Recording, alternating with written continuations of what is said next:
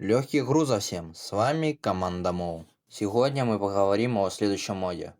Молпак. Резонно, что мод подходит по названию нашего канала, но не суть. Суть мода расширяет стандартные слоты одежды и снаряжения, позволяя носить больше вещей одновременно. Но что же добавляет этот мод? Слоты на поясе для фонарей, сварочного факела на спину, слоты для рыболовной корзины и привязей. Слот для фляжки, слот для защиты ушей, слот для кошелька, слот на запястье для часов и браслетов вместе с броней на конечности, слоты для сумки дафла и сумки для гольфа, слот чехла для оружия, добавление слотов снаряжения к любому стандартному рюкзаку. А новый предмет в этом моде – кобура из скотча с рецептом крафта.